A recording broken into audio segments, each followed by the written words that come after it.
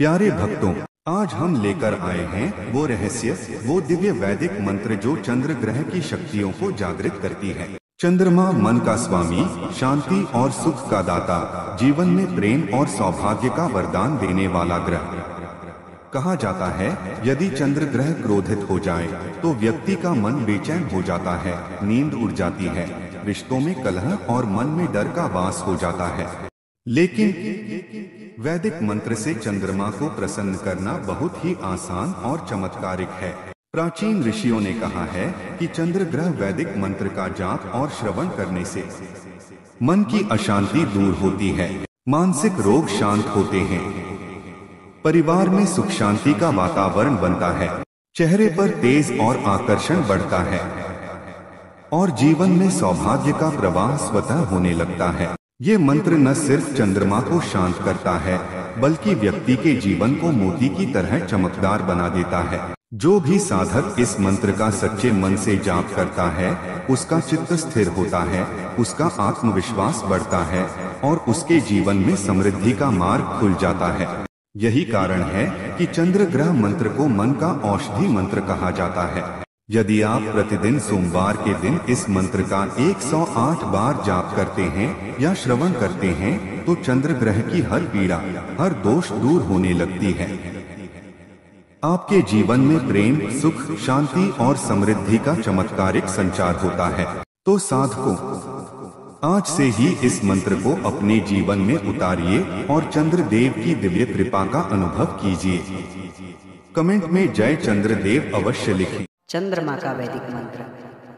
ओम इमं देवा असपत्नगुं सुवध्वं महते छतराय महते ज्येष्ठयाय महते जानराज्या इन्द्रस्य इन्द्रियाय इममामुख्य पुत्रमामुख्ये पुत्रमशियै खवोमि राजा सोमोऽस्माकं ब्राह्मणानां राजा।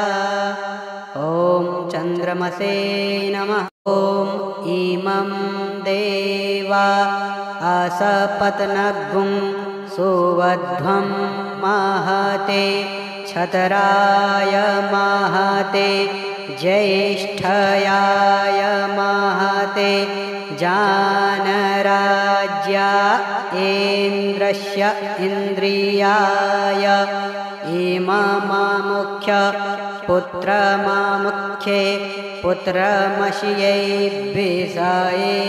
खवोमि राजा सोमोऽस्माकं ब्राह्मणानां राजा।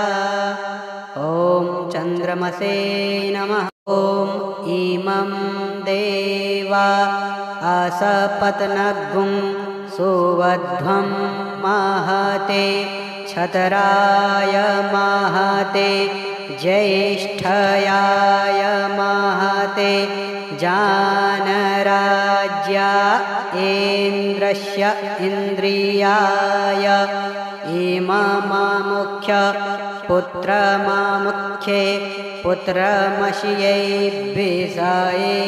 खवोमि राजा सोमोऽस्माकं ब्राह्मणानां राजा। ॐ चन्द्रमसे नमः। ॐ इमं देवा असपत्नगुं सुवध्वं महते छतराय महते ज्येष्ठयाय महते जानराज्या इन्द्रस्य इन्द्रियाय इममामुख्य पुत्रमामुख्ये पुत्रमशियै खवोमि राजा सोमोऽस्माकं ब्राह्मणानां राजा। ॐ चन्द्रमसे नमः। ॐ इमं देवा असपत्नगुं सुवध्वं महते क्षत्राय महते ज्येष्ठयाय महते जानराज्या इन्द्रस्य इन्द्रियाय इममामुख्य पुत्रमामुख्ये पुत्रमशियै विषये खवोमि राजा सोमोऽस्माकं ब्राह्मणानां राजा। ॐ चन्द्रमसे नमः। ॐ इमं देवा असपत्नगुं सुवध्वं महते क्षत्राय महते ज्येष्ठयाय महते जानराज्या इन्द्रस्य इन्द्रियाय इममामुख्य पुत्रमामुख्ये पुत्रमशियै विषये खवोमि राजा सोमोऽस्माकं ब्राह्मणानां राजा। ॐ चन्द्रमसे नमः। ॐ इमं देवा असपत्नगुं सुवध्वं महते क्षत्राय महते ज्येष्ठयाय महते जानराज्या इन्द्रस्य इन्द्रियाय इममामुख्य पुत्रमामुख्ये पुत्रमशियै विषये खवोमि राजा सोमोऽस्माकं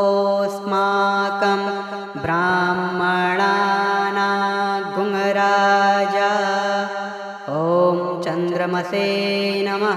ॐ इमं देवा असपत्नगुं सुवध्वं महते क्षत्राय महते ज्येष्ठयाय महते जानराज्या इन्द्रस्य इन्द्रियाय इममामुख्य पुत्रमामुख्ये पुत्रमशियै विषये खवोमि राजा सोमोऽस्माकं ब्राह्मणानां राजा।